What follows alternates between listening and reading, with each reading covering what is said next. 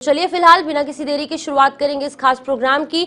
तो ईरान और इजराइल जंग का आज 12वां दिन देखने को मिल रहा है और ईरान ने कतर में अमेरिका एयरबेस पर मिसाइलें दागी हैं। सिर्फ कतर ही नहीं, कुवैत पर और अन्य जगहों पर भी लगातार अमेरिका की कुछ ऐसे बेसिस हैं जहां पर कि ईरान ने लगातार मिसाइल दाग की है। इजराइल ने ईरान के 4 ड्रोन मार गिराए हैं। बगदाद के पास सैन्य अड्डे पर ड्रोन हमला, इराकी सैन्य अधिकारी ने इसकी जानकारी दी है।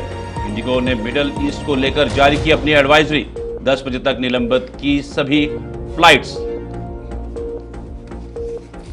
तो बिल्कुल यहाँ पर आपको बताते चले कि जिस तरीके से ईरान और इजराइल के बीच में लगातार युद्ध जो है वो देखने को मिल रहा था, 12वां दिन है आज और कुछ एक जगहों पर अमेरिका के भी कल देर रात को अटैक हुए हैं।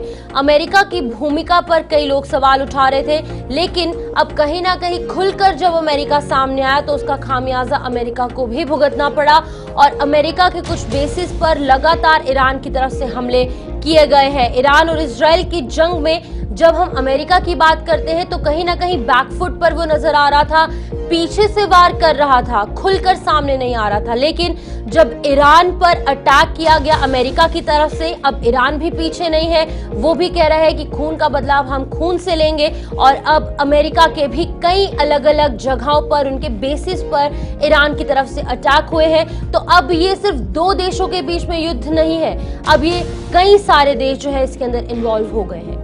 बिल्कुल, ईरान इजराइल जंग का आज 12वां दिन है और ईरान ने कतर में अमेरिकी एयरबेस पर मिसाइलें दागी थी। मिडल ईस्ट में ये यूएस का सबसे बड़ा सैन्य अड्डा है।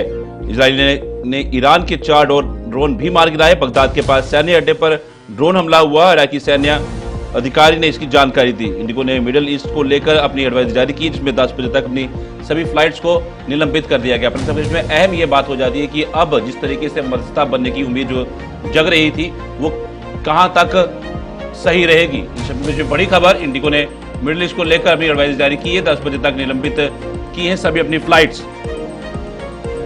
2 देशों की जंग कई देशों तक ये फैल चुकी है। जिस तरीके से कल रात को हमला होता है कतर, जहां पे यूएस के बेस थे उधर, और वो ईरान करता है, उसके बाद बड़ी कार्रवाई का एक अंदेशा जताया जा रहा था। अब देखना ये होगा कि कार्रवाई होती है या वाकई ही ये जो सीज़फायर की पहल है ये कामयाब हो पाती है या फिर बाकी देश भी इसमें इन्वॉल्व हो जाते हैं। क्योंकि जिस तरीके से कल मुलाकात हुई थी विदेश मंत्री ईरान के व्लादिमीर पुतिन के साथ और वहां पे बहुत अहम मीटिंग हुई थी, उसके बाद जब अगली मीटिंग थी वो थी रात को 10:30 बजे भारतीय समय अनुसार डोनाल्ड ट्रंप की। वो कितने अहम फैसले सामने आए हैं वो अब देखने वाली बात रहेगी। उस पर उसके बाद जब हमले होते हैं तो फिर ये क्या रूप ले सकता है, क्या विकराल रूप ये ले सकता है या प्रॉक्सी वॉर तक ही सीमित रहेगा, तो ये बहुत से अहम सवाल रहेंगे इस युद्ध को लेकर।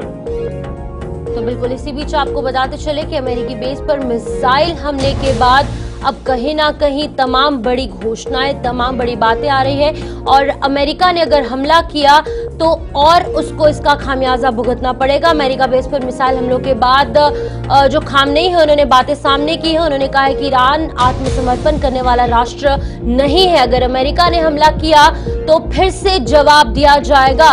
ये ईरान की लीडरशिप द्वारा कहा जा रहा है। उन्होंने कहा है खामेनेई ने कि ईरान किसी के सामने झुकने वाला नहीं है, खून का बदला खून से लिया जाएगा और अगर ईरान पर फिर से मिसाइलें दागी गई या फिर किसी भी तरीके से हमला किया गया, चाहे वो अमेरिका है चाहे वो इजराइल है, तो ईरान अब चुप बैठने वालों में से नहीं है। ये पुराना ईरान नहीं है जो पहले भी हम देख रहे हैं। ये 5 साल से लड़ाई जारी है साहिल, ये आज की लड़ाई नहीं है, 2020 की लड़ाई है और आज 5 साल बाद भी लगातार जारी है। और अब सबसे बड़ी बात यह है कि क्या ये वर्ल्ड वॉर 3 के संदेश हो सकते थे, इसलिए मैंने कहा क्योंकि अब कहीं ना कहीं सीज़फायर जो है उसकी घोषणा हो चुकी है। अगले 6 घंटे के अंदर ये प्रभावी तौर से देखने को मिलेगा और 24 घंटे के अंदर पूर्ण रूप से युद्ध पर फुल स्टॉप लग जाएगा।